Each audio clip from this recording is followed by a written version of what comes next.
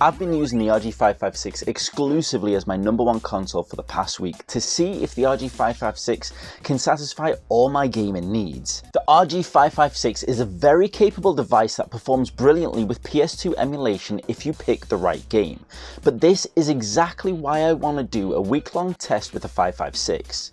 It's easy to just bang through loads of different PS2 games for testing purposes, but when it comes down to it, can the RG556 play the games I want to play over the course of a week? It turns out, not entirely. I've talked a lot in the past about being a seasonal gamer, the type of gamer that enjoys playing certain types of games at different times of year. This time of year I always really enjoy playing racing games, more specifically NASCAR games. Every year in June we always go to see the NASCAR racing at Speedfest, and I love building up to the event by getting my racing game fix. I've been playing a lot of NASCAR Heat 5 on the Steam Deck, but I also love going back to the classics NASCAR 08 and Dirt to Daytona. I decided to fire up NASCAR 08 on the 556. I usually like to go for the PS2 versions of games first, as I grew up as a PS2 gamer and this is where I feel at home. Straight away though, and the RG556 started showing signs of struggling. NASCAR 08 was really slow.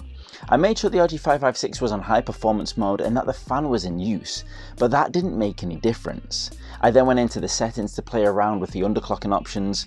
There were some noticeable changes, but not enough to make NASCAR 08 enjoyable. Whereas it is never certain if PS2 emulation is going to be smooth, GameCube emulation on the other hand is much easier. I decided to jump over to Dirt to Daytona on the GameCube and this was a brilliant experience. From the outset there were no issues whatsoever. I was even able to put the resolution up to make Dirt to Daytona look even better with the support of high performance mode. The next day was a Saturday and we had a kids party to attend. I always like to have the option of bringing a handheld with me wherever I go, but some consoles are easier to carry around than others. I decided to take the 556, but instantly could tell it was going to be a bit awkward. Trying to place the RG556 comfortably in a pocket is not the easiest thing, and I have pretty decent sized pockets too. The really comfortable grip shape of the RG556 makes for great ergonomics, but awkward pocketability. There was always an edge sticking out of my pocket. Furthermore, I don't have a case for the RG556, and any of the other ones I have won't fit the shape. This made it difficult and kind of uncomfortable to find a place to put the RG556 when I wasn't using it, or if it wasn't in my pocket. For example, in the car or on a table where kids are playing around.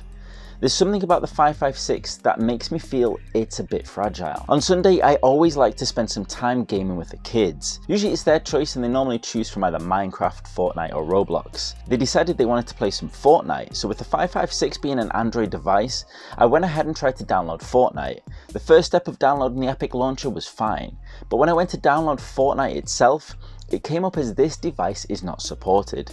Which is a shame because with the beautiful OLED screen, the ergonomics of this device, and the location of the left analog stick, I think Fortnite would play really well on this. Talking about the ergonomics of the 556, they are so good that they make up for some of its shortcomings with power.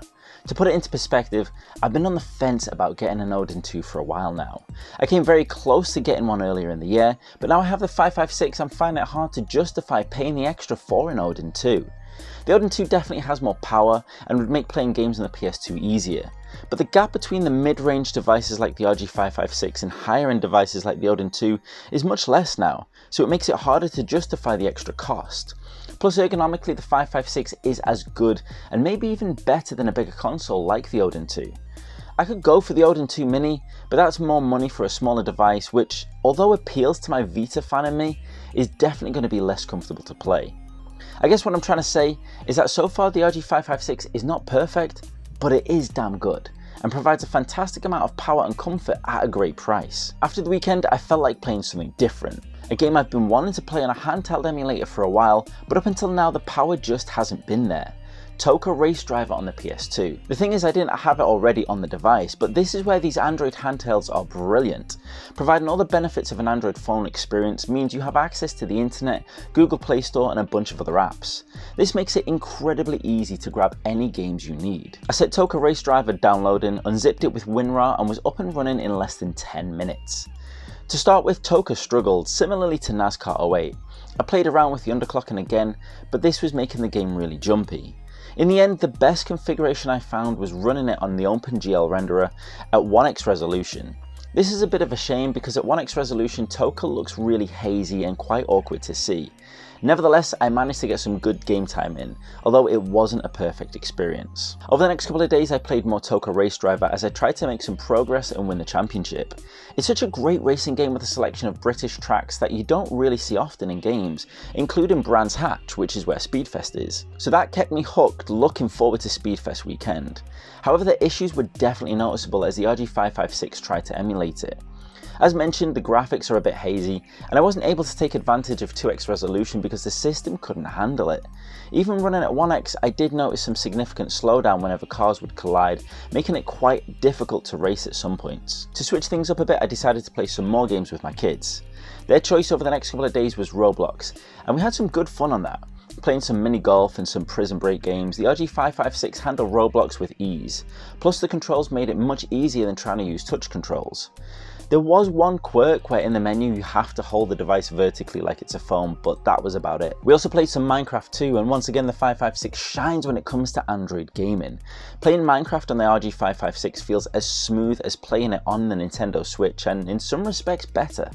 The controls on the RG556, including analog triggers, are one of its shining qualities and clearly outperform the Nintendo Switch, which in comparison feels like it has dated controls. On the final day I decided to try some different games, Gran Turismo 4 and Tiger Woods 2005.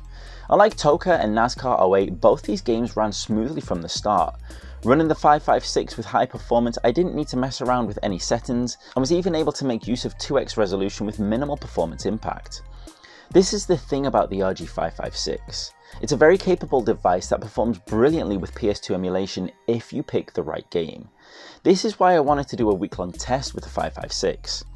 It's easy to just bang through a load of different PS2 games for testing purposes, but when it comes down to it, can the RG556 play the games I want to play over the course of a week? It turns out not entirely. There was a significant amount of time where I was left wanting more and frustrated, but that was mainly down to the games I wanted to play. As we said, I'm a seasonal gamer, so maybe when I'm less in the mood for racing games, the RG556 might be better suited.